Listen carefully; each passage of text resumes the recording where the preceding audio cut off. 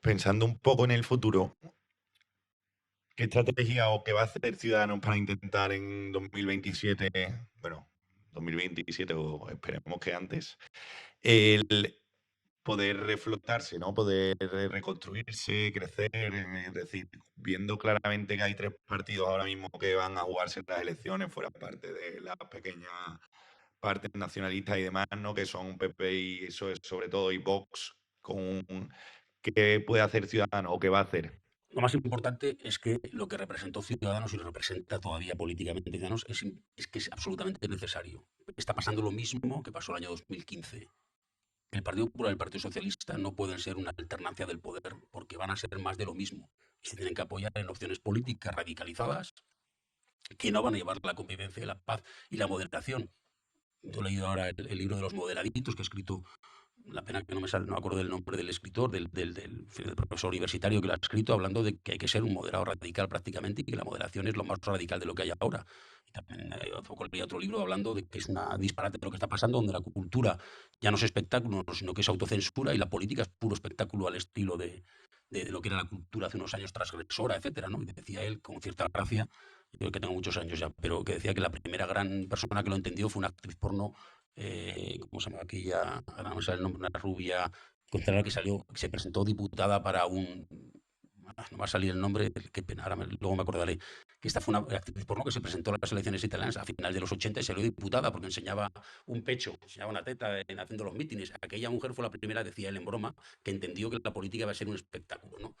Chicholina era el nombre de esta mujer. La Chicholina famosa en mis tiempos universitarios era aquello una movida constante y esta mujer enseñaba una teta, fíjate tú qué barbaridad, y dice, la primera mujer que entendió la política como espectáculo. Ahora la política, el espectáculo se ha trasladado a la política, lo dice este politólogo que es colombiano, brillantísimo escritor y columnista también, pena, se llama Carlos de nombre, pero el apellido no me sale ahora. Y tiene un libro muy interesante que si luego miro un poco para que los oyentes vuestros lo puedan leer, si me dejáis luego lo miraré y lo diré, ¿no? Y es muy interesante decir que esas cuestiones. Entonces, bueno, perdona que me he ido al santo al cielo con lo que estaba diciendo, me estabas La diciendo. propuesta de Ciudadanos para Ah, bueno, 2027. sí, efectivamente, perdonar. Entonces, quiero decir que yo lo que digo es que nosotros tenemos que hacer, como este escenario es ese, ¿no? De la política como espectáculo y como ya ha perdido el norte, hay que volver a los valores que de verdad cuentan. Y los valores que dan cuenta los tiene Ciudadanos, los mantenemos. Yo he recordado lo que hicimos porque la gente se ha olvidado de todo lo que hicimos. Un partido que salía a la calle cuando nadie salía a la calle a defender los valores comunes de todos los españoles. No salió Vox, no salió el Partido Popular, por supuesto que el Partido Socialista de Cataluña ni el obrero español salió a la calle. Salimos solo nosotros, solos, a pecho descubierto, a que nos lo partieran y nos lo partían. Esa gente de Cataluña de aquellos años merecen un monumento, un reconocimiento, una calle en Barcelona como mínimo. Eso lo hicimos nosotros. Esta misma gente estamos ahora dispuestos a repetir lo que hace falta, porque la sociedad está en unos partidos y en un momento de crispación que necesita un espacio alternativo a esos dos partidos. Todo lo que fuimos capaces de exigir de regeneración. España necesita un reseteo, una regeneración absoluta del sistema democrático. Es perfectamente válido, pero que hay que reinterpretarlo. Lo que interpretaron perfectamente válido para el año 78 y los años subsiguientes, eh, lo que fue la transición modélica desde una dictadura, por mucho fue una blanda, una dictadura sin partidos, a un partido plenamente democrático. Es decir, pasaron 7 años desde que murió Franco hasta que gobernó el socialismo en España. Eso que fue ejemplar, con muchas lagunas, porque tiene muchísimas lagunas como todo, pero un modelo que sirvió para todos, porque se planteó esa preponderancia de los nacionalismos para buscar la paz y la convivencia, ese perdón de unos a otros, de uno y otro lado, que luego se han vuelto a pegar. Y eso lo ha generado la izquierda, porque siempre lo siento, la izquierda es mucho más radical que la derecha siempre. El volver a las trincheras de la guerra civil es una obsesión de Zapatero, personaje maligno y siniestro. Para mí la política, Sánchez es una moral, pero el ideólogo está más en la figura de Zapatero, que volvió, hizo cosas buenas también Zapatero, tengo que decirlo, en cuestiones de igualdad y una referencia al colectivo LGTBI o a cuestiones de igualdad, a unas absurdeces con el feminismo, pero también puso a la mujer en una posición que estaba menos visible. Cierto es, y quiero que quede constancia, pero son mucho más los contras que los pros. Y lo que hizo sobre la convivencia general en este país, que fue volver a colocar a la gente en la trinchera, fue despreciable total y absolutamente. Y se ha vuelto a eso. Y la gente se perdonó en el 78, que es muy difícil de entender. ¿Pero por qué se perdonaron? Porque se había matado. que es que vivía la gente que habían pasado 40 años, pero había mucha gente que tenía 60, 70, 80 y no quería repetir. Y se habían dado cuenta que aquella guerra caínita de muertes diarias en febrero del 36 en Madrid, por ejemplo, y ese odio que había entre todos los partidos, donde había dos bandos completamente opuestos, y a diferencia de ahora, la gente entonces sacaba una pistola y se pegaba un tiro, pues evidentemente no querían volver a repetirlo. Y dijeron, vamos a hacer sacrificios personales todos por el bien común y por la convivencia. Los catalanes renunciaron a ciertas cosas, probablemente porque pensaban que la Constitución, tal como estaba redactada, les beneficiaba, lógico. Los vascos nacionalistas se les benefició, aún así no apoyaron la Constitución, porque el PNV se abstuvo, el Partido Comunista de Santiago Carrillo hizo cesiones, aceptó la monarquía a Juan Carlos I, aceptó la bandera constitucional que no dejaba ser la bandera de Franco, cambiándole el escudo. Hubo renuncias de unos y de otros, porque también ellos tenían mucho de lo que arrepentirse. Es que Rafael Alberti, que Dolores Ibarruri la Pasionaria, que fueron senadores o parte y diputados, es que hay que ver su trayectoria personal. Es que tienen delitos de sangre detrás, muchos de ellos, y se perdonaron unos a otros por la convivencia. Pero como ha pasado todo este tiempo, ahora aquel modelo es cierto que sirvió para unos, pero se van a aprovechar los de siempre. El Partido Socialista, el Partido Popular. Vamos a hacer de esto un juego, está preparado para que haya dos grandes partidos. Es difícil que haya un tercero que tenga opciones. Ahora eso está rompiéndose en primero con Ciudadanos, ahora con Vox. En fin, hay cambios que hay que hacer, hay que resetear la Constitución y con el mismo texto hacer cosas distintas. Y hay una cosa que está en riesgo, que es la independencia de los principios, de los cimientos de la democracia. Lo digo abiertamente. El Poder Judicial está sosteniendo solo el sistema democrático. Solo. No lo apoya nadie. Está completamente solo.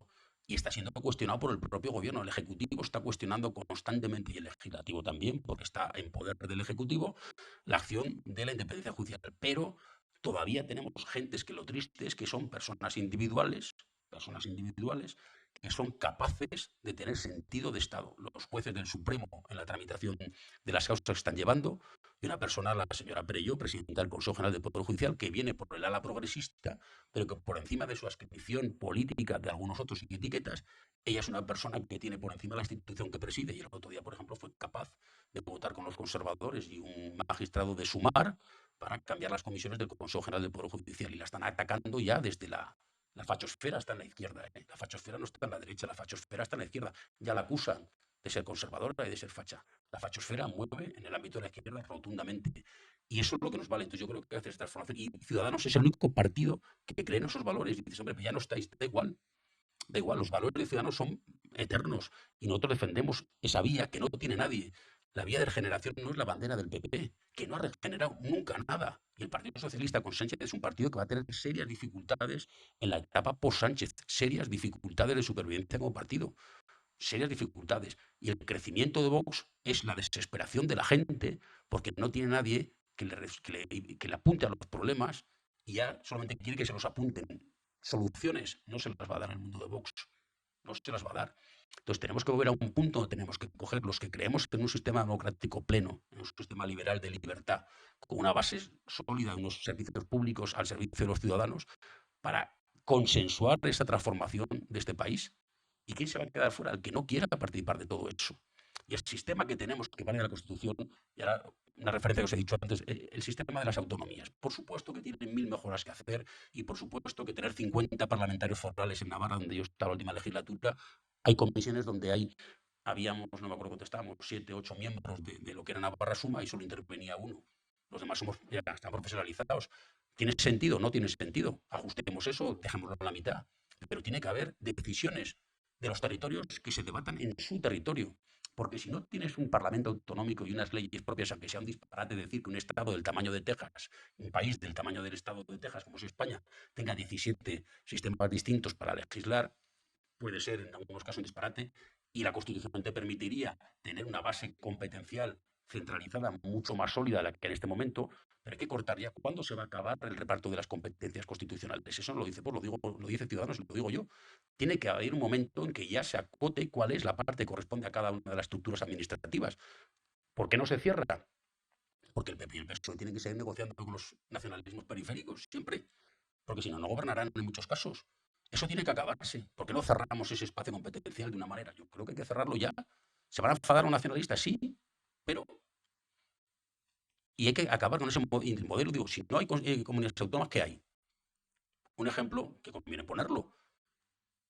Quien gane las elecciones centrales, las elecciones generales, gobierna todo el territorio y manda a sus emisarios a todo el territorio nacional. A mi Navarra foral mandarán a un señor para que nos diga a los navarros cómo tenemos que hacer las materias educativas, porque lo dicen ellos, sea de Podemos, sea de Vox, sea del PP o sea del PSOE. Yo no quiero eso. Yo no quiero eso, porque un Estado centralizado tiene delegados en materia de salud, en materia de educación, en materia de trabajo, en materia de tal, controlando en fin, las regiones o las provincias. Las comunidades autónomas, una unidad administrativa perfectamente útil, perfectísimamente útil, y yo creo que las cosas se tienen que decir allá en el territorio.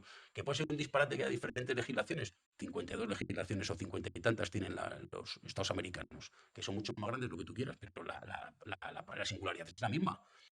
Las grandes estados federales como Alemania tienen sus parlamentos autonómicos y las asambleas estatales en Estados Unidos y en otros países que son el primer nivel del mundo. Entonces yo creo decir que toda la culpa de todo lo que pasa en las autonomías para que desaparezcan y entonces yo que gano en España decido lo que hace en todo el país sin tener en cuenta su propia singularidad. Me parece un disparate. A mí no me gusta esa exigencia de acabar. Y es muy fácil decir, nos cuesta mucho dinero y los políticos son unos golfos que son 350 tíos tocándose las narices. Hombre, pues evidentemente se podrán ajustar ciertas cosas, pero el sistema representativo puede tener cambios. Yo creo que tenía que haber cambios, lo que hemos hablado antes, de que cada uno se queda su acta y es suya, de un tribunal individual que ni siquiera la ha elegido nadie. En una lista, a mí, en fin, a mí no me ha votado al cabeza de lista, es al que votan generalmente. Pero el que va al 33, que también ha salido elegido, ese resulta que el acta es suya, pero ¿quién la ha votado? Entonces, esos modelos se pueden cambiar para evitar estas diferencias y, sobre todo, me parece a mí este país tiene un problema muy, muy serio con los autónomos emprendedores, y hay que decirlo ahí, los autónomos en general, pero los societarios, los emprendedores, los que arriesgan. Yo he sido autónomo societario y tienes déficit que hay que tener en cuenta. Aquí se demoniza al que intenta montar una empresa y al que tiene la voluntad de generar riqueza a base de también tener recursos propios para vivir más tranquilamente y con más tranquilidad el futuro, y esto se penaliza absolutamente. Y este país tiene también un problema serio porque se están incrementando los precios de los salarios mínimos, que puede parecer muy bien, pero los salarios medios están completamente estancados y a base de impuestos el poder adquisitivo del español ha perdido más del 50% en los últimos 15 años, que es una barbaridad. Estamos en una posición de que nuestro dinero vale ahora mucho menos que antes. Seguimos pagando los impuestos igual sin deflactar la tarifa, con lo cual nuestro dinero no sirve para menos cosas y tenemos una situación extraordinariamente complicada. Y no puede ser que el salario mínimo esté en 1.200 y el medio en 1.400, por ponerte un ejemplo. Eso, este país tiene que cambiar y no se están dando las circunstancias. Estamos dejando de desaprovechar una ocasión donde estamos en crecimiento en valores que no tiene ningún otro país de Europa, pero el reflejo en la economía más familiar es cero. Y nadie se preocupa de la clase media y de la edad media. Cuando digo la media no me refiero a la edad media. La edad media, los jóvenes tienen problemas, todo el mundo pone el foco en los jóvenes. Sí, pero entre vosotros jóvenes y los que ya empezamos a ser más mayores, los que son pensionistas, hay un montón de gente que vamos a decir que están entre los 35 y los 60, que no le importan a nadie. Y esos son los que sustentan este país.